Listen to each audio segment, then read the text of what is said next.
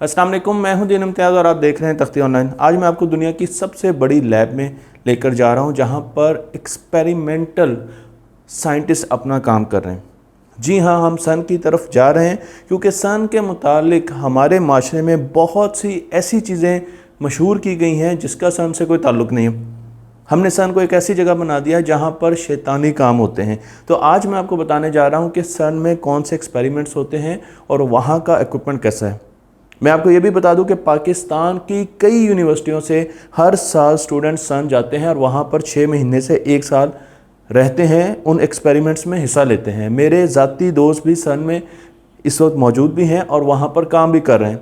इसलिए आपको जब भी कोई ऐसी वीडियो नज़र आए या डॉक्यूमेंट नज़र आए जिसमें सन के बारे में बहुत बुरी चीज़ें बताई गई हों, बताया गया हो कि ये इवल एक्सपेरिमेंट्स कर रहे हैं, तो उसमें कोई हकीकत नहीं है। तो हम पढ़ने जा रहे हैं, आपको डेटा के साथ मैं सन के बारे में बताने जा रहा हूं कि सन किस तरीके से काम कर रही है और उसका कोई भी एक्सपेरिमेंट ऐसा नहीं है जो दुनिया में ब्लैक होल बना सकता है या दुनिया को ख़त्म कर सकता है। तो सबसे पहले चलते हैं हम अपने सफ़र की तरफ, और ये सफ़र है कि हमने सब एटॉमिक पार्टिकल्स, एटम और एटम से छोटे पार्टिकल्स को दरियाफ्त करना है, देखना है। क्या हम उसको अपनी आंख से देख सकते हैं? जी नहीं, बिल्कुल नहीं। तो सबसे पहले 1834 में एक रशियन साइंटिस्ट जिनका नाम है डिमिट्री मेंडलीव, उन्होंने हमें बताया कि हमारी दुनिया में जितनी भी चीज़ें बनी हुई हैं वो बेसिक एलिमेंट्स से मिलकर बनी हैं। उन्होंने एक टेबल बनाया और उसमें बेसिक एलिमेंट्स को लिखने का तरीका बताया। आज हम इसे पीरियोडिक टेबल कहते हैं और हमें पता है इसमें 118 एलिमेंट्स हैं। लेकिन एलिमेंट्स के बाद हमने दरियाफ्त किए एटम्स। हमें पता चला कि हर एलिमेंट मॉलिक्यूल्स और एटम से मिलकर बनता है। एटम को जांचने के लिए हमने बहुत से एक्सपेरिमेंट किए। पहले इंसान ये समझता था कि एटम के अंदर न्यूक्लियस और उसके गिर्द इलेक्ट्रॉन ऐसे ही हैं जैसे कि हमारा सोलर सिस्टम है। लेकिन मसला यहाँ पर यह था कि एटम और उसके पार्टिकल्स इतने ज़्यादा छोटे थे कि रोशनी उनको टकरा कर वापस नहीं आ सकती थी। रोशनी की वेवलेंथ से छोटे थे, तो हम आँख से उनको नहीं देख सकते थे, हम माइक्रोस्कोप से उनको नहीं देख सकते थे। तो डायरेक्ट कोई भी मेजरमेंट का तरीका नहीं था, इसलिए हमने इनडायरेक्ट मेजरमेंट के तरीके ढूंढे। आज हमें पता है कि इलेक्ट्रॉन नेगेटिवली चार्ज पार्टिकल है, तो इसलिए जब उसके गिर्द मैग्नेटिक फील्ड रखी गई तो वो पॉजिटिव पोल की तरफ बेंड कर गए, जिस पर मैं मुकम्मल वीडियो बना चुका हूं जो कि डॉक्यूमेंट्री सेक्शन में जाकर आप देख सकते हैं। तो हमें पता चला कि इसमें एक ऐसा हिस्सा है जो कि नेगेटिव चार्ज रखता है, आज हम उसे इलेक्ट्रॉन कहते हैं। फिर इसी तरीके से गोल्ड फॉयल का जो एक्सपेरिमेंट है जिसमें हमने देखा कि एटम के अंदर न्यूक्लियस मौजूद है और हमें पता है कि न्यूक्लियस के अंदर न्यूट्रॉन्स हैं और प्रोटॉन्स हैं। अब प्रोटॉन के अंदर कैसे देखना है? हमने एटम की साख्त का तो अंदाज़ा लगा लिया एक सीरीज़ ऑफ एक्सपेरिमेंट से, लेकिन प्रोटॉन के अंदर कैसे देखना है? क्योंकि कोई भी ऐसा डायरेक्ट मेथड नहीं है जिसके ज़रिए हम प्रोटॉन के अंदर देख सकते हैं। तो मैं आपको एक एग्जाम्पल देकर समझाने की कोशिश करता हूँ कि सपोज़ आपने ज़िंदगी में पहली मरतबा गाड़ी देखी है और बाहर से देखी है, आपको नहीं पता इस गाड़ी के अंदर क्या है। आप जांचना चाहते हैं कि इस गाड़ी के अंदर क्या चीज़ है, सीटें, उसका गियर बॉक्स, उसका स्टीयरिंग, शीशे, क्या चीज़ें मौजूद हैं। तो उसका एक आसान तरीका ये है कि 2 गाड़ियों को लें और उनको आपस में टकराएं।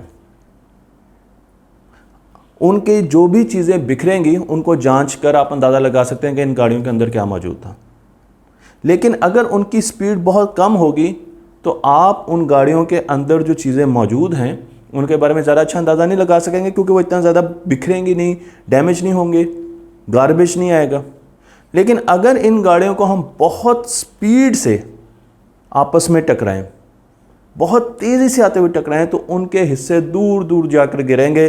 कहीं स्टीयरिंग गिरेगा, कहीं उसकी सीट गिरेगी, कहीं उसका शीशा गिरेगा, बहुत सी चीज़ें, उसके इंजन के पार्ट्स गिरेंगे। तो आप देख सकते हैं और उनको ऑब्ज़र्व करके अंदाज़ा लगा सकते हैं कि इसके अंदर क्या क्या चीज़ें मौजूद हैं।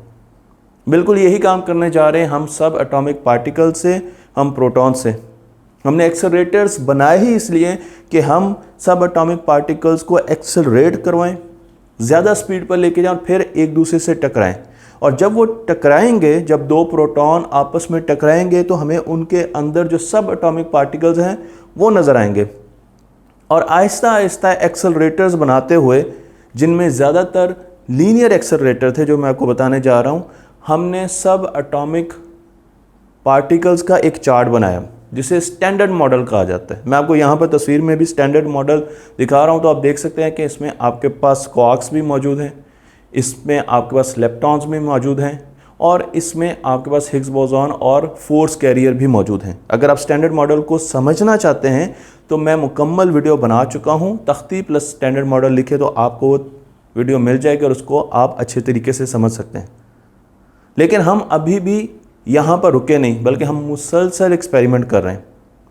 तो जब ये पार्टिकल्स बहुत ज़्यादा एनर्जी गेन कर लेते हैं, क्योंकि इनकी वेलोसिटी स्पीड ऑफ लाइट के पास पास होती हैं, बहुत ही ज़्यादा कम उनसे दूर होती हैं, तो बहुत ज़्यादा एनर्जी प्रोड्यूस होती है उस कोलिजन से, जो कि मैटर में कन्वर्ट होती है। E=mc²। ये जुमले सन की वेबसाइट पर लिखे गए हैं, जिसमें बताया गया कि energy of the collision is transformed into matter in the form of new particles. यानी न्यू पार्टिकल्स बनते हैं उस एनर्जी से। ये पार्टिकल्स जो कि उस टकराव की वजह से बनते हैं, डिके करते हैं। बहुत छोटा, बहुत थोड़ा इनका टाइम पीरियड होता है लाइफ का, तो ये थोड़ी देर के लिए बनते हैं और फ़ौरन डिके करते हैं दूसरे पार्टिकल्स में। तो अगर हमने इस कोलिजन को पूरे तरीके से पढ़ना है तो उस विंडो में जब ये डिके नहीं करते, हमने फ़ौरन इन पार्टिकल्स को जज करना है, इनकी मोशन को जज करना है, इनके एंगल को जज करना है, स्पीड को जज करना है और मोमेंटम और बहुत सी ऐसी चीज़ें जो मैं आपको बताने जा रहा हूँ उनको हमने देखना है, ताकि हम इनको डिके करने से पहले पहले पता कर लें। लेकिन अगर ये डिके कर जाते हैं तो उसके बाद भी बहुत सी चीज़ें देखी जाती हैं। एक्सेलरेटर दो किस्म के होते हैं, एक लीनियर या स्ट्रेट लाइन एक्सेलरेटर होते हैं और दूसरे सर्कुलर होते हैं। सर्कुलर एक्सेलरेटर्स अब आकर हमने बनाने शुरू कर दिए, जब लीनियर एक्सेलरेटर्स में हमें ये प्रॉब्लम आया कि हम एक हद से ज़्यादा स्पीड पार्टिकल्स की नहीं लेकर जा सकते। तो अगर एक गाड़ी है, फरारी है, जो कि फार्मूला 1 के ट्रैक पर है और वो ट्रैक सीधा है, तो उसने एंड तक जितनी स्पीड हासिल कर ली, उससे आगे वो स्पीड लेकर नहीं जा सकती। लेकिन अगर आपके पास ट्रैक सर्कुलर है तो आप उस गाड़ी को बार बार उस सर्कुलर ट्रैक में घुमा घुमा कर स्पीड तेज़ कर सकते हैं। इसमें एक कंडीशन का ख़ास ख्याल रखना है कि गाड़ी ने ना तो ट्रैक से बाहर निकलना है, ना आउटर बाउंड्री को टच करना है, और दूसरा ये कि ट्रैक इतना बड़ा होना चाहिए कि गाड़ी तेज़ी से जाते हुए भी कर्व पाथ के अलॉन्ग जा सके। अगर सर्कुलर पाथ बहुत छोटा होगा तो ज़्यादा स्पीड गाड़ी हासिल नहीं कर सकेगी। हमने यही काम किया सन में हमने एक सर्कुलर पाथ बनाया और उस पाथ में हमने गाड़ी की बजाय प्रोटॉन्स को घुमाना शुरू कर दिया और सब पार्टिकल्स को घुमाना शुरू कर दिया। दो चीज़ों का ख्याल रखना है। पहली चीज़ ये कि ये प्रोटॉन बाउंड्री के साथ टच ना करें, इस कोलाइडर की, इस हेड्रॉन कोलाइडर की बाउंड्री के साथ टच ना करें, जो कि मैं आपको आने वाली वीडियोस में बताऊंगा कि इसका तफसीली मकसद क्या है। और दूसरी चीज़ ये है कि ये कोलाइडर जितना बड़ा होगा, जितना ज़्यादा बड़ा होगा, उतनी ज़्यादा स्पीड सब एटॉमिक पार्टिकल्स हासिल कर सकेंगे। तो प्रोटॉन 11,000 मरतबा इसका चक्कर लगाते हैं एक सर्कुलर पाथ का, जिसे LHC कहा जाता है। आपको तस्वीरों में मैं दिखाऊंगा। 11,000 मरतबा एक सेकंड में इसका चक्कर लगाते हैं 20 मिनट तक, ताकि वो अपनी रिक्वायर्ड स्पीड अटेन कर सकें। और उसके बाद हम उनको कोलाइड कराते हैं, और कोलिजन के बाद हमने बहुत से ऐसे बड़े कैमरे लगाए हुए हैं जो कि उनको मॉनिटर कर रहे होते हैं, देख रहे होते हैं। हमारे पास चाबिक भी होता है ताकि हम इन प्रोटॉन्स की स्पीड आहिस्ता आहिस्ता बढ़ाते जाएं। तो थोड़ी देर बाद इनको चाबिक भी लगता है, जो कि टेक्निकल अल्फाज में मैं आपको अगली वीडियोस में बताने जा रहा हूँ। तो सर्कुलर स्ट्रक्चर का फ़ायदा यह है कि आप एक छोटे एक्सेलरेटर में पहले प्रोटॉन को घुमा सकते हैं, फिर बड़े में, फिर बड़े में, और फिर फाइनली आप उसे LHC में, जिसे हाइड्रॉन कोलाइडर कहा जाता है, लार्ज हाइड्रॉन कोलाइडर कहा जाता है, उसमें लेकर आ सकते हैं। हाइड्रॉन एक सबसेट है सब एटॉमिक पार्टिकल्स का, जो कि आने वाली वीडियोस में आपको चार्ट के ज़रिए बताया जाएगा। तो हम यहाँ पर देख रहे हैं LHC, जो कि कहलाता है लार्ज हाइड्रॉन कोलाइडर, और LHC वाक़या है सन में, दो मुल्कों की सरहद पर, स्विट्ज़रलैंड और फ्रांस। साथ आपको जिनेवा भी नज़र आ रहा है और एक लेक भी आपको नज़र आ रही है।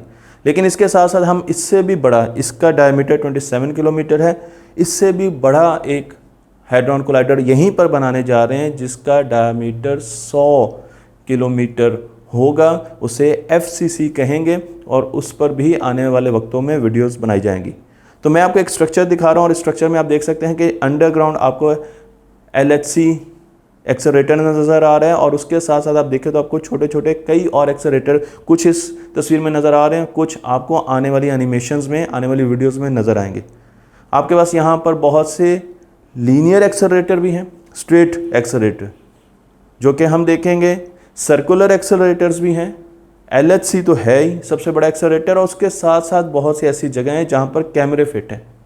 CMS, एटलस, एलिस, LHC भी यहाँ पर मुख्तलिफ एक्सपेरिमेंट्स किए जा रहे हैं जिसमें हम कायनात को भी परख रहे हैं, उसकी बर्थ को भी देख रहे हैं और कायनात के दूसरे नेचुरल प्रोसेसेस को भी देख रहे हैं, जो कि सारे एक्सपेरिमेंट्स मैं आपको बताऊंगा अपनी इस सीरीज़ में कि वो कौन कौन से एक्सपेरिमेंट्स हैं। तो आप यहाँ पर मुख्तलिफ किस्म के पार्ट्स देख सकते हैं जो कि हम डिस्कस करने जाएंगे।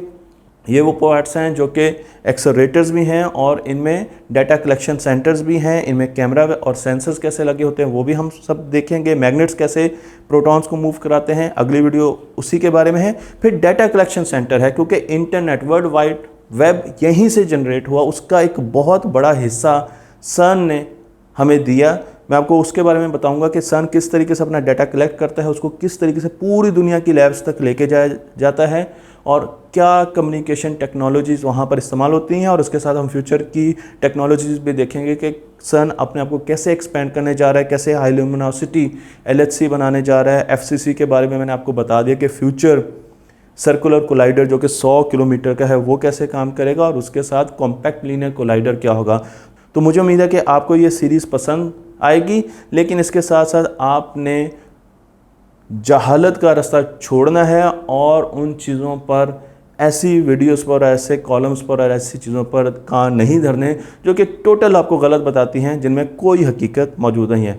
तख्ती ऑनलाइन को लाइक कीजिए, शेयर कीजिए और अपना इल्म दूसरों तक पहुँचाइए।